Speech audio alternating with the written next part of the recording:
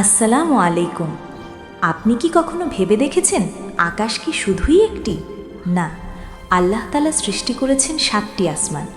প্রতিটি আসমান অনন্য, বিশাল এবং আলোকিত।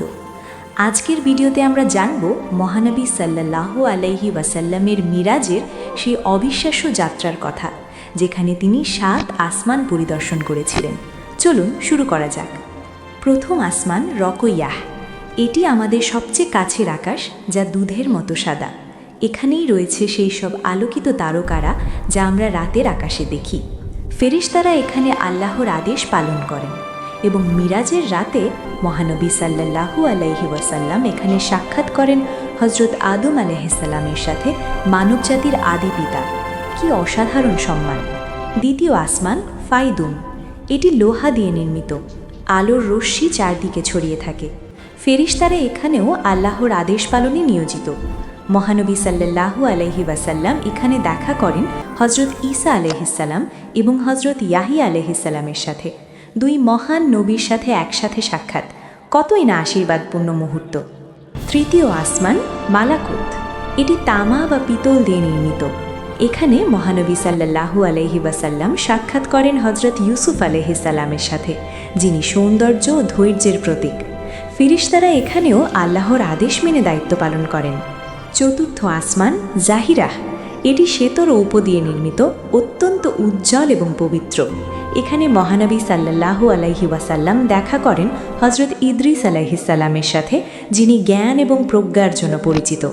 ফেরেশতারা এই আসমানও রক্ষা করেন আল্লাহর নির্দেশে। পঞ্চম আসমান মুজাইনা।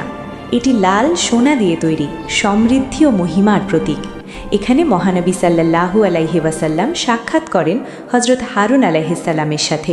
এই আসমানি সৌন্দর্য বর্ণনাতীত। ষষ্ঠ আসমান খালিসা। এটি শুভ্র মুক্তা দিয়ে নির্মিত, স্বচ্ছ এবং পবিত্র।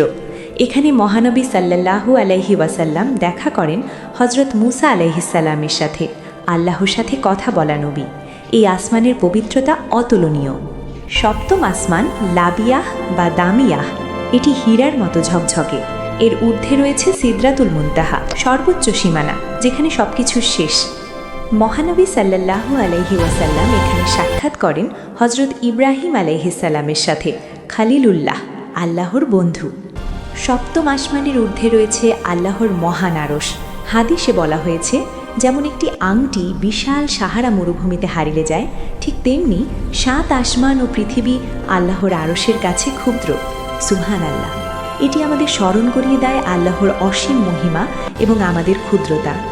মিরাজ আমাদের কি শেখায়? আল্লাহর সৃষ্টি অসীম এবং অগাধ। প্রতিটি আসমানে ফেরেশতাদের আলোকিত জীবন, নবীদের মহান উপস্থিতি, সব কিছুই আল্লাহর মহিমার প্রমাণ। আমরা ছোট্ট মানুষ, কিন্তু আমাদের লক্ষ্য হোক আল্লাহর পথে নিষ্ঠা ও বিশ্বস্ততা। ৭ আসমান আমাদের মনে করিয়ে দেয়, ঈমান ও নৈতিকতা বজায় রাখলে আল্লাহর নৈকট্য অর্জন সম্ভব। সুবহানাল্লাহ! ৭ আসমান, সিদরাতুল মুনতাহা এবং আল্লাহর মহান আরশ, এই সব কিছুই আমাদের চিন্তার সীমা ছাড়িয়ে যায়। আশা করি আজকের ভিডিও আপনাদের ভালো লেগেছে। লাইক, শেয়ার ও সাবস্ক্রাইব করতে ভুলবেন না। কমেন্টে জানান কোন আসমানের বর্ণনা আপনার সবচেয়ে ভালো লেগেছে। আল্লাহ হাফিজ।